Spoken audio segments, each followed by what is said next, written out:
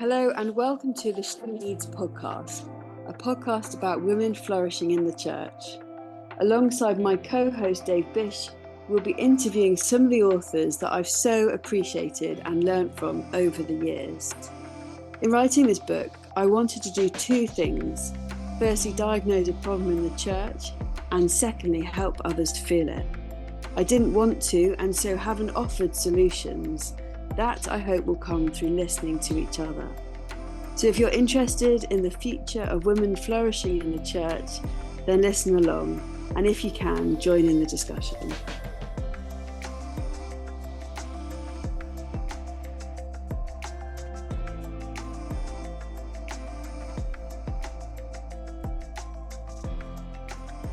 Well, welcome to our podcast this afternoon with Kadi Cole and Dave Bish. My name's Nay Dawson and I'm your host today. We're so excited to have you, Kadi, with us today, all the way from America. Thank you so much for joining us. Well, thank you, Nay and Dave. I'm really excited to be here and really excited for our conversation today. I think it's an important one. Absolutely. We've both read your book and really, really love it. And I think it's significant in so many ways. So maybe first of all, you could just tell us why you wrote this book, what was behind it, what was your thinking, why you wrote it. Sure. So a little about me. I served in full-time church ministry for just about 20 years after a career in nursing and had a wonderful experience. But after that, started working with churches on their growth plans and multi-site and leadership development things.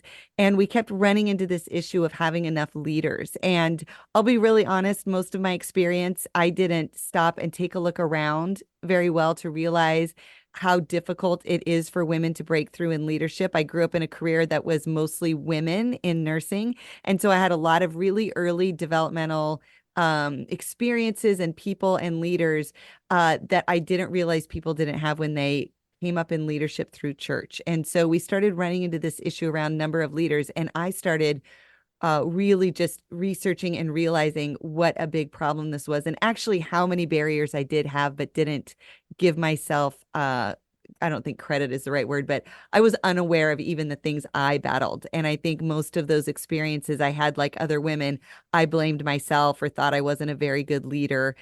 Just was ignorant of all of those things because of how I grew up and the experiences I had.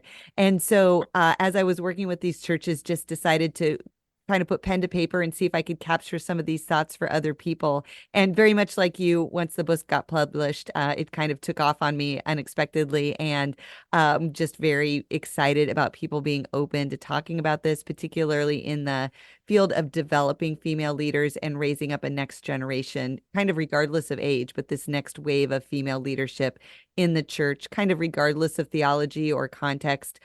We all can do a better job at helping empower the giftedness that God has brought to our churches. Thanks, Kadi. And actually, that's what I've been really encouraged by as friends who are leaders of churches, mostly male actually, have read my book, She Needs, and then said, what do we do next? How do we help women flourish and develop and grow? But first, before we go into that, could you maybe share what were some of your battles? You mentioned that Mm. you wrote the book really to help yourself think through some of your own battles as a woman wanting to develop in leadership. Could you just share a few of those? Oh gosh, there were lots. I look back on it, I think there were some really concrete ones that I underestimated the impact on me. Things like being paid less, having fewer benefits, having oftentimes more responsibility than men, and the demand that that put on me, especially as like a young mom and as a wife. It was very taxing, and I kind of watched my peers, just sort of float through their workday, so much less stress than me. They went on these vacations. They had all these things happening in their lives. And I thought, again, I would personalize it. And it never dawned on me that they were making more money than me, that they had better insurance, that they had more retirement, that their wife was getting benefits, that people were giving them things like free vacations. I wasn't aware of that. I just thought I am not managing my money well. Somehow we're overspending. somehow I'm not managing my time good enough, or I'm not a strong enough leader as they are to be able to go and do these things that I really don't have time to do. Looking back now, I realized I was actually overperforming. I was doing twice as much work as many of them, and doing it with less resources. And so that's a very common experience for women. And then to measure themselves not knowing those facts. And then I think on the more personal side, I really didn't realize the weight that resistance had on me personally and on my leadership and my sense of fulfillment in my calling. So I think I learned pretty quickly, especially in ministry, to sort of gut it through for the sake of calling. And Jesus never promised it would be easy. And I should just be thankful I'm even on the team or have a seat at the table. And that's a really hard way to spend a lifetime working in ministry. Ministry is already hard. And people would say that, and I would say, yeah, it really is. But I didn't realize I actually had it harder than many other people. And so I often didn't give myself enough credit for what I was accomplishing or celebrating the amazing things God was doing, or take a good night's sleep and not feel guilty about it, or take days off and not feel like I was, shirking my responsibilities. So definitely external and internal pressures on that. I've had to kind of recalibrate for myself. Thank you. As you faced those, then creating something that's helpful for others. Because you could have just wallowed in yourself, couldn't you? I found myself just feeling so Well, sorry. yes, But thank you, thank you you. created something amazing. I do find that just being aware of it changes a lot. Just even acknowledging it, even if not a lot changes, although we want it to change, just being aware of it and giving ourselves the freedom to, have big days and take time off and realize it's not going to all, fall apart if we take care of ourselves. I think all of those are in general big lessons for women, but particularly for women in ministry leadership. Thank you. And Bish and I and others actually have been really impacted by certain bits of your book. It's all good, but there are bits that have really stuck out to us. And so, Dave, do you want to ask about what's really stuck out to you in Katie's book? Yeah. So Katie's book's called Developing Female Leaders, and I got hold of it a few years ago. I think there's loads of stuff that's really helpful. It struck me that I don't think I've read anything else that's quite like it. That's applicable across ranges of churches, but obviously particularly helping to think about how we develop female leadership in the church. And I guess one of the things that most early struck me in the book is there's this brilliant little diagram um, around the idea of how do we get clear about what's okay, what's not, and that I guess people like me as church leaders can have an idea of what we think is okay, but we don't say that, and so there's a lack of clarity around that. And then, of course, people wanting to be godly and serving don't want to cross any kind of line. They want to serve in terms of ways that are allowable, and so we get this big gap between what would actually be absolutely thought to be okay and what actually ends up happening. Um, Katie, I found that diagram just so eye-opening to realize that we have that kind of problem, and I guess you've seen it in other situations as well. You've helped me with that. How have you seen that help other people? Yeah, I think what's really underestimated about this topic is not only do we lose out on women's giftedness and capacity to lead, but we also lose a lot of energy and capacity in just sideways confusion about what is it that I can do and can't do. And like you said, most lead pastors or high level leaders, campus pastors or folks in charge tend to have a lot of clarity around this. They're like, I know my theology. I understand what this is.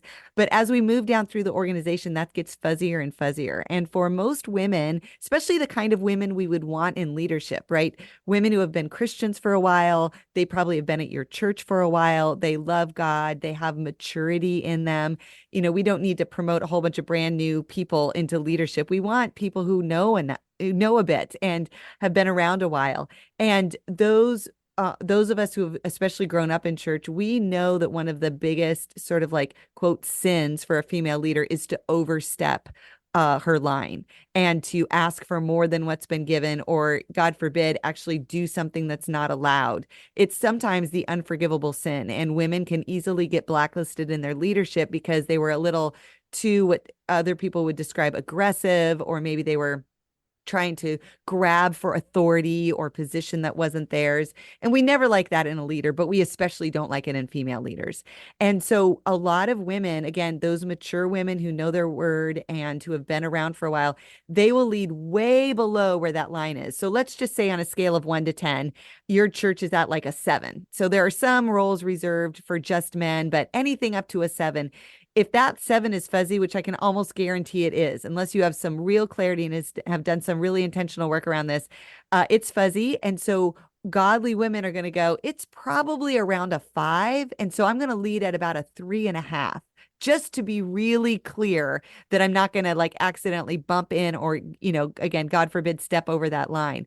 And so that space between a 3.5 and a 7, that's 50% of her leadership that we are leaving on the table, even in the safest of places, even if you are in a very theologically kind of strict perspective around women, she's leaving 50% of her leadership out of children's ministry, out of the music ministry, out of the hospitality ministry, out of the care ministry. She's leaving it behind because she doesn't realize all that she's invited to do. And so I really encourage church leaders to spend some time clarifying that, and maybe even not spend so much time clarifying the few roles, the 2 or 5% of roles that are not open to women, and instead spend a lot of time clarifying and talking a lot about the 95% of roles that are open to women, that most women do not even know exist, do not even know they're sitting there vacant, do not know that they can be a part of these things. They are going to assume it's a no unless you tell them it's a yes. So let's spend our time really amplifying the yeses that you have available in your church for them. Yeah, that's really helpful.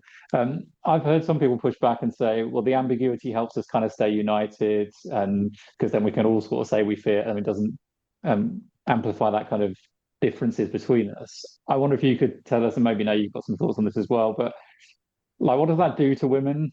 How does that feel when that's left grey and ambiguous? What's the effect of that?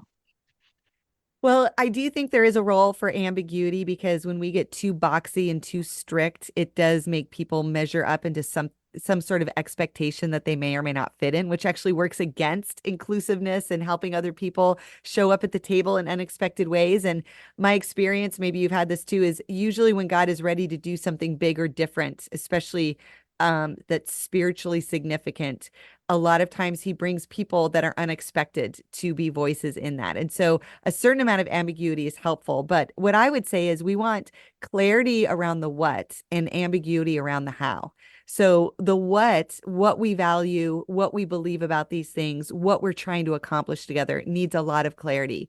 But how we go about it, how the team looks, how the team thinks, how we operate, as long as we're clear on the goal and the vision of what we're trying to accomplish, the strategy and who is involved in that and how they go about doing it, needs actually a lot of room for that kind of practical ambiguity, so that we don't box ourselves into getting people who think just like us and do things exactly like us and measure things exactly the way we do it. We're missing the power of diversity when we just want more of the same. So strategically using ambiguity in the right places, but leaving clarity or bringing clarity in the places that we need, so that we actually can invite more people in. Yeah, that's helpful. Have you seen that help both men and women in church once people get to be right up to the line and able to do all that's good to do? Oh gosh, yeah. When we have, first of all, when we have more leaders, Jesus actually tells us to pray for more leaders. And so many of us have, he's answered that prayer, we just haven't accessed it. So just super practically, when you can even increase your leadership capacity on your teams by 20%, there's probably more in your church ready to lead. But when you can just change your number of volunteers, number of leaders, level of expertise by 20%, that makes a humongous difference on the demand on pastors, on the amount of mission we can accomplish, the care we can give people as we go, in the way that our ministry can move forward. So really practically, just the numbers changes a lot. Secondly, the more people we have, the more voices, the bigger our view of God becomes, and the more aware we can be of what he's actually trying to accomplish. I'm very much an advocate of collaboration. And so one of the things that women in the research tend to naturally bring to leadership is a more collaborative spirit. But just having them show up at the table demands collaboration because we have diversity of thought and perspective. It challenges us to think more openly and differently. It makes room for more personalities. Anytime we bring more gifts and a diversity of gifts and people to the table, it opens up those things. And in that, the research would tell us a lot of things get better, especially around the leadership table. We have more creative processing and problem solving. We make better decisions. We make those decisions faster, and they tend to last longer than the decisions we make with a really homogenous group. And so it can feel more challenging in the beginning, but in the long run, all of the research points to the power of that kind of diversity. So those would be the two things I see kind of off the top that are the quickest return. I think long term, as we've seen more churches bring female voices into roles of authority, and particularly in spaces where their voice is heard in teaching environments. We see a coming aliveness towards spiritual motherhood. And so I think sometimes when we look at churches, we forget that God, in our families, God gives us moms and dads on purpose. And there is a collaboration that happens when men and women teach and raise children together. Well, the metaphor that's my favorite in the New Testament for the church is that we are a family. And just like if we looked at a family with a single dad, and we would think, gosh, it's beautiful that he's such a great dad, but it's too bad they don't also have a mom, right? There's something probably that's going to be missing there. And so part of the body's job is to supplement that and give moms to these kids. In our churches, we have the same thing happening. We have a lot of fatherly voices, but we don't have a lot of spiritual motherly voices. And we've grown up a generation that is missing a big piece of their spiritual formation because of that. And so I think long term, as we see more spiritual moms and dads have a voice in raising the next generation of faith believers and leaders, we're going to see a lot more holistic, a lot more rich understanding of who God is, and a lot more impact on the world as we do a better job with that. Yeah, no, that's great. And so for someone in my kind of position working in a church, I'm being won to the thought of what you're saying. I'd love to see that kind of spark and breadth and creativity and the collaboration. Feels relatively easy to someone in my kind of shoes to go, oh, I can develop men as leaders. Um, can sometimes feel harder to think, well, how do I invest in women to bring them into that kind of situation? And one answer, I guess, would be read your book would be a helpful step. But can you whet people's appetite for, like, what are some of the steps that just the first little things that people could do that would be good steps for men wanting to invest in women as leaders? Sure, that's a great question. And in the book, I actually have 8 best practices that we found in the research that churches and individual leaders can do to really move this forward. But I would say just really simply, one of the first things that leaders can do, especially if you're sensing that you want to expand or at least reflect on how your leadership is doing, is to actually ask some women who are leaders in your world, particularly on your team and in your church. It's a very humbling question. It actually is a quite courageous question, but to just simply ask them, what is it like to be a female leader under my leadership or on my team? And then the most important part of this is not just to ask them, but to actually simply sit and wait and listen for the answer and try to take off as many filters as possible as you're listening. So we all have these natural kind of ways we interpret people's words or their experiences. And I would challenge, particularly for men or even for women who maybe didn't face a lot of resistance, or if you came from a family of pastors or you grew up in an environment where your gifts were really affirmed, whatever your experience, but if you have something that's more like that, it is really hard to oftentimes to imagine what it's like to grow up in a church that maybe is loving but not very affirming of giftedness, or maybe has a lot of grace but not a lot of vision for what you can accomplish in your lifetime in the kingdom. And so think about what they're saying through the lens of not a lot of support or not a lot of affirmation or not a lot of opportunity or no role models. What would it be like if Dave, never saw a man preach your whole life, but you had a teaching gift? Like, how would that have impacted you and how you imagined your career or your ministry impact going in the future? And then what would it be like if suddenly at 45, you could like teach a Bible study how would that feel different to you? So really taking off our filters and really listening to the experiences, only asking questions if you're trying to gather more context, but really it's about listening deeply and being very present with some of these women. And many of them have never been asked this question before. And so you might get a whole lot of story and even some emotion behind it. And so just know that these are real, these are real life hurts that we're talking about. And so even asking the question can be very healing for a lot of people. So that would be my first thing, is to ask that and humbly accept some of the feedback you're getting about maybe the way you're phrasing things, or the way they've seen you make decisions, or the way you talk about things. And then take some time to really reflect on that and ask multiple people.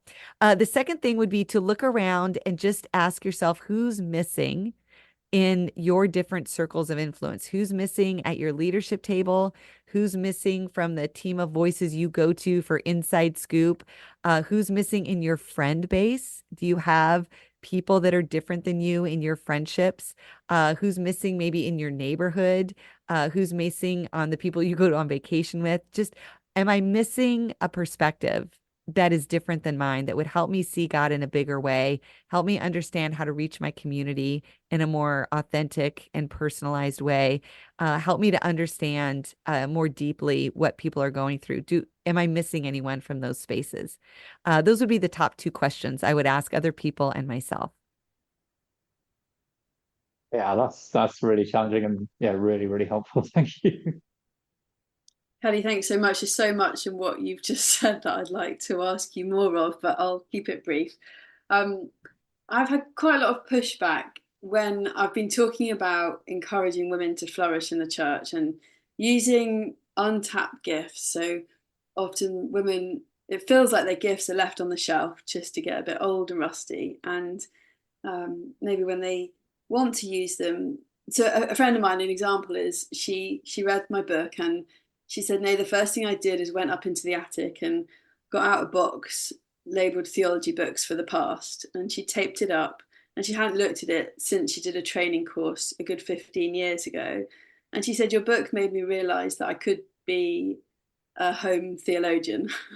And so she Yeah. pulled the books down and she started reading. And then actually, it was amazing. We read the book together in our church, and a friend had invited her now to go and speak at a women's conference. So she's actually using these theology books to prepare for a talk for a women's conference. And she said to me the other day, now I'm thriving. I feel like I'm flourishing because of the connections you've made. And in some ways, it feels to me just so simple what needs to be done here. But I am getting quite a lot of pushback that I'm fixating on women finding and using their gifts. Like, I'm a bit obsessed and it's a bit indulgent. And I just wondered what you think about that. Because it feels like a man could almost have a call from God to use a gift, and that's okay. But if a woman has this kind of inner call and doesn't really know how to use it or develop it, that seems a little bit selfish and indulgent. I don't know if you've ever come across that, but certainly like quite a few times said to me. I just wonder what your thoughts are on that. Well, I think when we think about more traditional gender roles, one of the things that most people have a bias about for women is that their job is to take care of other people. And so when we look at a woman, we're thinking, well, she's got a husband, or she's got children, or she's got aging parents, or she probably has a job that she's taking care of, or she volunteers in all these ways in our church, and she's got responsibilities that might even be labeled a calling by other people. And so the thought is, gosh, if she were to actually have other gifts or pursue something else, who's going to take care of those people? Like, how will her children survive? Will her husband be okay? Will her family fall apart? So I think there's a lot of fear in people that when it comes in the church, it's like, well, will she quit her volunteer job to go be a speaker somewhere? We start to have a scarcity mindset that the people and women generally are the pillars that hold up churches and homes and communities, that if we also use our gifts in ways that God has designed, that they might actually take off and take us away from those things. And I think there's a lot of sadness for me in that assumption, mostly around the smallness of God in those people's minds, that God doesn't have the capacity to either bring someone to fill those spaces, or that those people can't learn to take care of themselves, or that somehow he's going to be limited by her human capacity. And yet, when we look at spiritual gifts all throughout Scripture, when God has gifted someone and has anointed them for a work, it's a simple investment of the person. They do a small thing and God does a big thing with it. And so even the nature of giftedness is about small effort, big impact. Most women live in the opposite. They live in big effort, small impact. And we become reliant on them. And if we can flip the script on that and say, actually, I'm going to have faith, not just for myself to have small effort, big impact, but for other people, and trust that God's got all of those pieces covered. We live in a more faith-based view of who's really running this church and who's actually in charge of making things happen. And so that would be my first thing, is that bias that somehow we will lose out if women pursue their calling. And then secondly, I think the idea that men can have a calling and be married and raise a great family and do all of these things. I would actually say those are all callings. I think I'm a multi-calling theorist. I think we all have a lot of different callings at different times and different seasons, and God actually wants all of those to integrate and work together in how we live our life. And so most men can easily have a full-time, let's say, ministry career and be a husband and a dad, and no one questions that. For women, that gets questioned a lot. And so again, I think our imbalance of home and work, the double shift that women have to make in terms of childcare and home, the mental load they carry, even though we have a lot of dads and husbands really stepping up to the plate like never before, there is not a lot of equity around home and family. And so those pieces are true. If all women stepped out of those roles, things would crash for a bit, but it doesn't mean it's supposed to be this way. I think God actually has a together way for us to raise our children and to enjoy our lives and to flourish in ministry together. Thank you. That's so helpful. And if there are women hopefully listening to this podcast and maybe they've read She Needs, they've talked to their pastor, and maybe it didn't go so well, maybe they're not interested in thinking about women flourishing, what would your advice be to them? Well, a lot of it depends on context. I think our role in church and where God plants us is the number one piece we need to be considering, even if we feel like we have gifts or things that we want to see happen. I spent a lot of times of my life trying to make my gifts flourish, and it didn't matter what anyone else said or didn't say. It wasn't God's time for me. And so a huge piece of this is being connected to God. He is the vine, we are the branches. We bear fruit as he wants us to. So surrendering those things really to the Lord first and offering our gifts to him in a spirit of servanthood. It's not up to us how we use our gifts or what God does with them.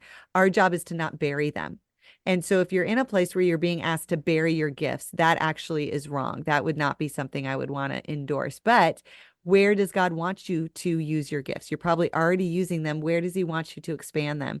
And then if you have gifts that you feel like you're in a season where God is asking you to use them and do something with them, asking God for the opportunities to show you. I think talking to your pastor is one of the best things you can do. Most pastors, in my experience, may not be able to do something right away, but they will file that away and keep it in mind.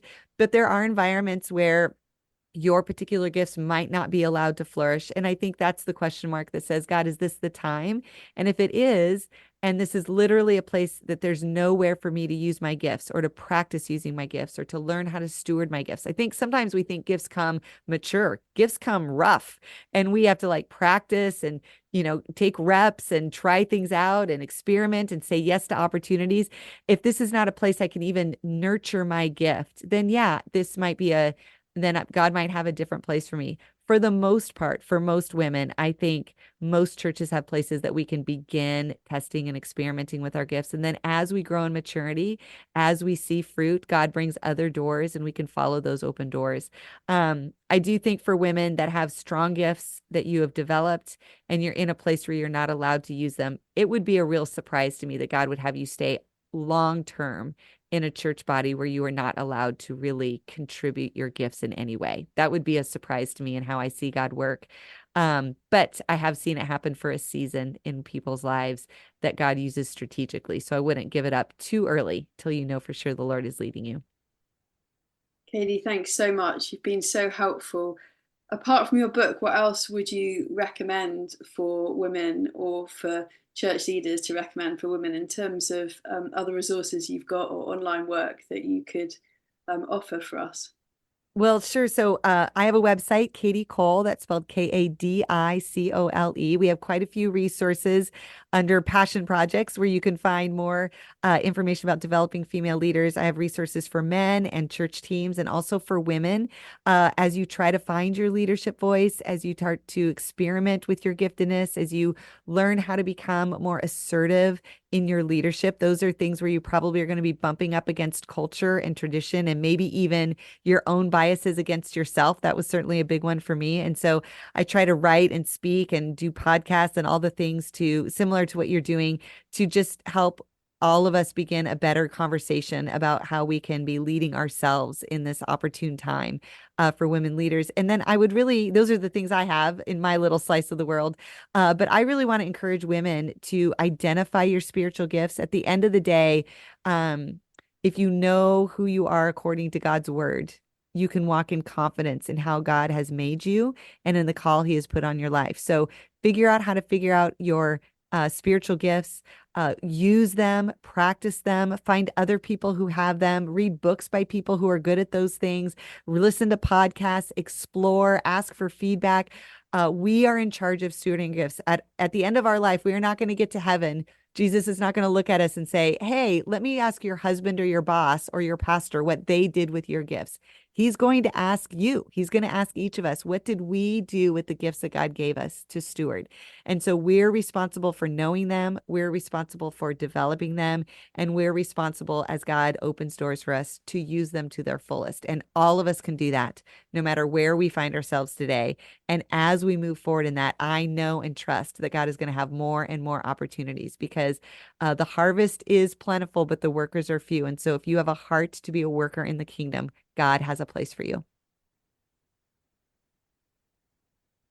Thank you so much. That's so helpful. Don't bury your gifts, I think is my takeaway. My husband and I were just talking about that earlier in the number of parables where you see Jesus talking about not borrowing your gifts. It's That's right. so important. So yeah, thank you for your words. Thank you for your work. Honestly, so many of my friends and church leaders here in the UK are reading your book and then just taking it through their church and making changes and helping women flourish alongside men. It's absolutely wonderful to see the movement of churches willing to not be so defensive about this, but to open up a conversation and within their own theological framework seek to help women flourish in a much better way. So huge thanks. Even though we don't know each other, I feel like you're an author friend of mine and have learned 100%. We'll stay connected. No, this has been great. And thank you both for the work you're doing. And it's just very important. So thank you for championing all the gifts in the kingdom. They all matter.